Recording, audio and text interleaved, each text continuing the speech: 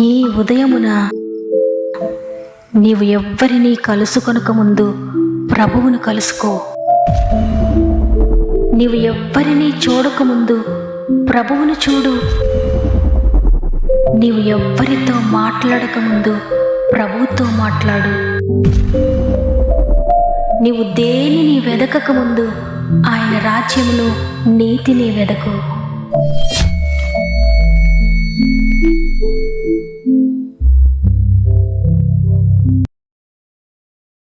Praise the lord.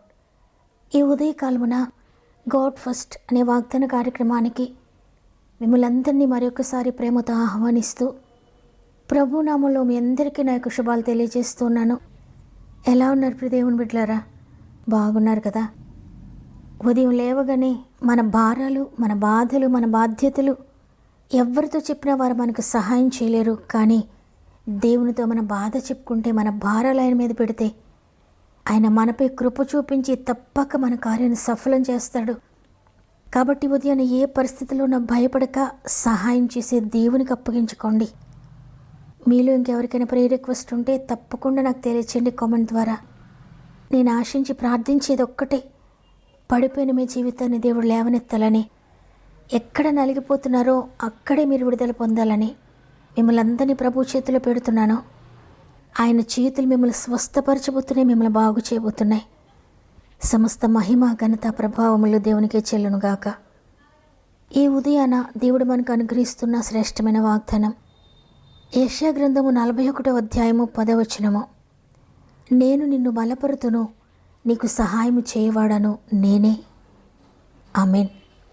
ఈ ఉదయం ఈ మాటలు వింటున్న ప్రియ సహోదరి, ప్రియ సహోదరుడా, ఎక్కడి నుండి సహాయం అందలేదని కృంగిపోవద్దు. నీకు సహాయం అందబోతుంది. దేవుడు నీకు సహాయం చేయబోతున్నాడు. నీ పరిస్థితులన్నీ నీకు వ్యతిరేకంగా మారిపోయాయేమో, ఏం చేయాలో తోచని పరిస్థితి నీకు ఎదురవుతుందేమో, ఎటు పోవాలో తెలియక, ఏం చేయాలో తెలియక నువ్వు సతమతమవుతూ ఉంటే, జీవితం అంతా గజిబిజిగా మారిపోయినప్పుడు, మనం ఒకటి అనుకుంటూ ఉంటే వేరేది మన జీవితంలో జరుగుతున్నప్పుడు ఎటు తోచని పరిస్థితుల్లోనికి వెళ్ళిపోతాం. ఏం చేయాలో అర్థం కాని పరిస్థితుల్లో ఉంటాం.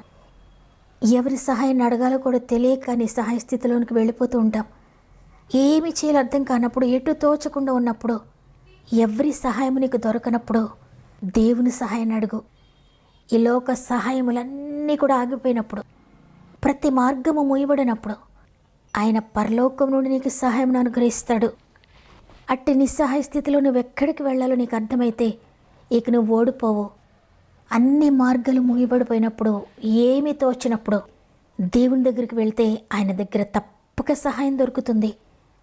అందుకే దావీదు భక్తుడు అనేక సార్లు చెప్తూ ఉంటాడు, సృష్టికర్తైన దేవుని దగ్గర నుండి నాకు సహాయము, కొండల తట్టు నాకు కనులెత్తుచున్నాను, నాకు సహాయం ఎక్కడి నుండి వచ్చును, యెహోవా వల్ల నాకు సహాయము కలుగునని ఎంతో ధైర్యంగా చెప్తాడు. 138వ కీర్తనలు అంటాడు, నేను ఆపదల్లో చిక్కుబడి ఉన్నాను, నీవు నన్ను బ్రతికించేదవని. ఆయనకి ఎంత ధైర్యం అంటే, గొప్ప నిరీక్షణ, గొప్ప విశ్వాసంతో మాట్లాడుతున్నాడు. ఈ లోక సహాయం అంతా క్లోజ్ అయిపోయినా నాకు పర్వాలేదు, దేవుని దగ్గర నాకు సహాయం అందుతుందనే ధైర్యంతో మాట్లాడుతున్నాడు. అవును, దేవుడు మనల్ని నిస్సహాయాలుగా పుట్టించలేదు. ఈ లోకంలో సృష్టికర్త అయిన దేవుడు మనుషులను ఉన్నతమైన స్థితిలో చూడాలని, మనుషులను ఏలేవారినిగా చూడాలని లోకానికి పంపించాడు. అందుకే ఎప్పటికప్పుడైనా తన చిత్తాన్ని, తన మంచి మార్గాన్ని మనకు తెలియజేస్తూనే ఉంటాడు. అయినప్పటికీ ఈ లోక అంధకార శక్తి యొక్క ప్రభావం వలన దేవుని మెల్లని స్వరాన్ని వినలేక దారి తప్పి అతిక్రమించి అనేక శ్రమలు, శోధనలు, కష్టాల్లో ఆపదల పాలవుతూ ఉన్నారు. అయితే తండ్రిలా ప్రేమించే దేవుడు కన్న ప్రేమను వదలలేక ఇప్పటికైనా తప్పు తెలుసుకుని క్షమాపణ వేడుకుంటారేమో, ఇప్పటికైనా నా దగ్గరకు వస్తారేమో అని ఆయన క్షమించడానికి సిద్ధ మనసు కలిగి ఎదురు చూస్తున్నాడు. ఎందుకంటే ఆయన ఒక తండ్రిలా క్షమించే దేవుడు. ఆ అద్భుతకరమైన ప్రేమను తెలుసుకున్నాడు భక్తుడు. అందుకే ఆయన అంటాడు, నాకు సహాయము దేవుని దగ్గర నుండే వస్తుంది. నేను ఆపదల్లో చిక్కుకున్నప్పటికీ కూడా నేను భయపడను, ఎందుకంటే నాకు సహాయం ఉంది. అది పైనుండి సహాయము. ఆయన ఆపత్కాలంలో నమ్ముకొనదగిన సహాయకుడని ఎంతో ధైర్యంగా చెప్తున్నాడు. అవును, నీ జీవితంలో ఎన్ని ఆపదలు సంభవించినా, ఎన్ని శోధనలు ఉన్నా, నీవు నమ్ముకున్న దేవుడు మాత్రం నిన్ను విడిచిపెట్టడు. ఆయన నీకు సహాయకుడిగా ఉండి నిన్ను నడిపిస్తాడు. ఈ లోకంలో మనం అన్నీ కలిగి ఉన్నప్పుడు అందరూ మనతో ఉంటారు, బంధువులు మనతో ఉంటారు, స్నేహితులు మనతో ఉంటారు. కానీ ఎప్పుడైతే మనం నిస్సహాయ స్థితిలోనికి వెళ్ళిపోతామో, ఎప్పుడైతే అన్నీ పోగొట్టుకున్న వారిగా ఉంటామో, ఎప్పుడైతే వ్యాధితో మంచమెక్కుతామో, ఎప్పుడైతే ఆర్థిక బంధకాల్లో కూరుకుపోతామో, ఎప్పుడైతే పోగొట్టుకున్న స్థితిలో ఉంటామో, ఎప్పుడైతే ఆపదలో అక్కర్లో ఉంటామో, అప్పుడు మాత్రం వారెవ్వరు కూడా కనిపించరు. అందరూ మనల్ని విడిచిపెట్టి వెళ్ళిపోతారు. అయితే ఆ సమయంలో మన కొరకు మిగిలేది ఒక్కరే, ఆయనే మనం నమ్మిన ప్రభు. ఆయన మాత్రమే సహాయకుడిగా ఉంటాడు. ఆ సమయంలో నీకన్నీ ఉన్నా ఆయన నీతో ఉంటాడు, నీకేమీ లేకపోయినా ఆయన నీతో ఉంటాడు. నీవు ఆరోగ్యంగా ఉన్నప్పుడు ఆయన నీతో ఉంటాడు, నీవు అనారోగ్యంతో మంచమెక్కినప్పుడు కూడా ఆయన నీతో ఉంటాడు. అందుకే నీ నిస్సహాయ స్థితిలో నీవెవరి దగ్గరికి వెళ్ళాలో నీకు అర్థమైపోతే చాలు, ఇక భయపడవు. ఎందరు విడిచినా భయపడవు, ఎక్కడి నుండి సహాయం లేకపోయినా భయపడవు, ఎంత ఆపద సంభవించినా భయపడవు. ఎట్టి స్థితి ఎదురైనా నేను నమ్మిన ప్రభు మాత్రం నన్ను విడిచిపెట్టడు, ఆయన దగ్గర నాకు సహాయం ముందేను ధైర్యంగా ఉంటావు. హన్నా ఎటు తోచని పరిస్థితి ఎదురైనప్పుడు, భయంకరమైన వేదన గుండా ప్రయాణిస్తూ ఉన్నప్పుడు తనకు అర్థమైపోయింది ఎక్కడికి వెళ్ళాలో. భయంకరమైన వేదన పరిస్థితిలో ఉన్నప్పుడు, నిస్సహాయ స్థితిలోనికి వెళ్ళిపోయినప్పుడు తనకు నిస్సహాయ స్థితిలోనికి వెళ్ళిపోయినప్పుడు తను ఎక్కడికి వెళ్ళాలో తనకు అర్థమైపోయింది, ఎవరి సహాయాన్ని కోరాలో తనకు అర్థమైపోయింది. అందుకే అటువంటి నిర్జీవమైన స్థితిలో ప్రభు దగ్గరికి వెళ్ళిపోయింది. ఆయన సహాయం తీసుకొని అద్భుతం పొందుకుంది. యాకోబు ఎంతో భయముతో దుఃఖముతో తన అన్నను ఎదుర్కొనడానికి వస్తున్నాడు. తనకు సహాయం చేయడానికి ఎవ్వరూ లేరు, తన పక్షంగా ఎవరూ లేరు. అటువంటి నిస్సహాయ స్థితిలో యాకోబుకు అర్థమైపోయింది ఎవరి దగ్గరికి వెళ్ళాలో. ప్రభు దగ్గరికి వెళ్ళాడు, ఆయన పాదాలు పట్టుకున్నాడు, మొరపెట్టుకున్నాడు, రాత్రంతా గూజాడాడు. ప్రభువుని దాటి వెళ్ళిపోనివ్వలేదు. ఆయన సహాయం చేసేంత వరకు, ఆయన మాట ఇచ్చేంత వరకు కూడా ప్రభువుని విడిచిపెట్టలేదు. అద్భుతకరమైన సహాయాన్ని పొందుకున్నాడు. ఈరోజు ఈ మాటలు వింటున్న నీవు కూడా నిస్సహాయ స్థితిలో ఉన్నావా? అన్ని వైపుల నుండి సహాయం ఆగిపోయిందా? ఎవ్వరి తోడు లేక, ఎవరి సహాయం లేక దిగులుతో ఉన్నావా? ఈ సమయంలో నీవు కూడా ప్రభు దగ్గరకు వస్తే, ఆయన సహాయం కొరకు వేడుకుంటే నీవు అద్భుతం చూడబోతున్నావు. ఎవ్వరికీ తెలియని, ఎవ్వరు చూడని ఒక అద్భుతకరమైన మార్గం తెరుస్తాడైనా. ఆశ్చర్యకరమైన రీతిలో ఆయన నీకు సహాయాన్ని అందిస్తాడు. కాబట్టి ఈరోజు సహాయం చేసేవారు ఎవరూ లేరే అని ఎంతమాత్రం కలవరపడక దేవుని వైపు చూడండి. ఆయన దగ్గర నీకు సహాయం అందబోతోంది. వాగ్దానాన్ని నమ్ముతున్న వారందరూ మీరు ఎక్కడి నుండి మాటలు వింటూ ఉన్నా, ఏ ఊరిలో నుండి, ఏ రాష్ట్రంలో నుండి, ఏ దేశంలో నుండి మాటలు వింటున్నా, ఒక్క నిమిషం నాతో మోకరిస్తారా? కలిసి ప్రార్థన చేద్దాం, ఆయన సహాయాన్ని వేడుకుందాం. తండ్రి నీకు వందనాలు. నీ కృపను బట్టి మరొక దినాన్ని కృపచేత అనుగ్రహించారు. ఈరోజు సజీవులంగా లేచి నిన్ను స్తుతించడానికి, నేను ఘనపరచడానికి, మరి ఒకసారి నీ మాటలు వినడానికి, ప్రార్థించడానికి మీరు అనుగ్రహించిన గొప్ప అవకాశం బట్టి స్తుతులు తండ్రి. ఒక్కరోజు మేము బ్రతికి ఉన్నామంటే కేవలం నీ కృపే తండ్రి. ఈరోజు మాట్లాడగలుగుతున్నామంటే నీ కృపే నాయన. ఈరోజు చూడగలుగుతున్నాము, నడవగలుగుతున్నాము, పని చేయగలుగుతున్నాము, తినగలుగుతున్నాము, త్రాగగలుగుతున్నామంటే కేవలం నీ కృపే తండ్రి. ఇంతగా నీ కృపను మాపై చూపిస్తూ, కృపను పొడిగిస్తూ, ప్రేమను పొడిగిస్తూ నడిపిస్తున్న దేవానికి వందనాలు. మానక ప్రతిరోజు మాతో మాట్లాడుతున్నందుకు వందన తండ్రి. ఈ దినము కూడా మాతో మాట్లాడేందుకు వందనాలు తండ్రి. నేను నిన్ను బలపరుస్తాను, నీకు సహాయం చేయవాడు నేనే అని వాగ్దానం చేసిన దేవానికి వందనాలు తండ్రి. ఎంతమంది బలం లేకున్నారో, బలహీనులుగా ఉన్నారు, వ్యాధితో ఉన్నారు, నిర్జీవంగా ఉన్నారు, నిస్సత్తుతో ఉన్నారు, ప్రతి ఒక్కరిని బలపరచండి అయ్యా. నీ శక్తితో ప్రతి ఒక్కరిని నింపండి పరిశుద్ధాత్ముడా.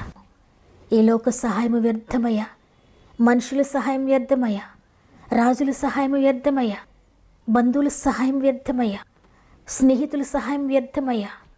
ఈ లోక సహాయం అంతా కూడా వ్యర్థమే, అది కొంతసేపే. కానీ నీ సహాయము శాశ్వతమైనది తండ్రి. అందువల్ల మాత్మీ కుటుంబంలో ప్రతి ఒక్కరికి సహాయం చేయమని నీ బలిష్టమైన చేతులకు అందరిని అప్పగించుకుంటున్నాను. మరి ముఖ్యంగా తండ్రి, ఎంతోమంది శ్రమల్లో, కన్నీటి పరిస్థితుల్లో, శోధనలో ఉండి వారి ప్రార్థన అవసరం తెలియజేస్తుండగా ప్రతి ఒక్కొక్కరిని కూడా నైనా నీ బలిష్టమైన చేతులకు అప్పగిస్తున్నాను. సహాయం చేయగలిగిన చేతుల్లో పెడుతున్నాను అందరినీ. ప్రతి సమస్య మీద యేసు రక్తాన్ని ప్రోక్షిస్తున్నాను. అది ఎంత క్లిష్టమైన సమస్య అయినా, వారికి వ్యతిరేకమైన పరిస్థితులైనా, వారికి అర్థం కాని స్థితి అయినా, వారు చెయ్యలేనిదైనా, వారికి ఏమి తోచని పరిస్థితిలో ఉన్నా తండ్రి నీ సహాయాన్ని కోరుతున్నాను. పైనుండి సహాయం ప్రతి ఒక్కరికి దయచేయండి అయ్యా. ఎదుగుని జీవం కలిగిన చేతులు ప్రతి ఒక్కరి జీవితాలని బలపరచునుగాక, వారికి సహాయం అందించునుగాక. వారిని సహాయ స్థితులన్నిటిలో కూడా మీరు చెయ్యి అందించి లేవనెత్తుతున్నారని, ఆత్మీయంగా బలపరుస్తున్నారని, శారీరకంగా బలపరుస్తున్నారని, మానసికంగా బలపరుస్తున్నారని, ఆర్థికంగా బలపరుస్తున్నారని, అనారోగ్య విషయంలో బలపరుస్తున్నారని, ఉద్యోగ విషయంలో బలపరుస్తున్నారని, వ్యాపార విషయంలో బలపరుస్తున్నారని, చేతి పనులను దీవిస్తున్నారని, వ్యవసాయాలను దీవిస్తున్నారని, పాడి పంటలను దీవిస్తున్నారని ప్రతి ఒక్కరిని చేతులు పెడుతున్నాను తండ్రి. ఉద్యోగ సమస్యలన్నింటినీ విడిపించండి అయ్యా. వ్యాపారాల సమస్యలను విడిపించండి తండ్రి.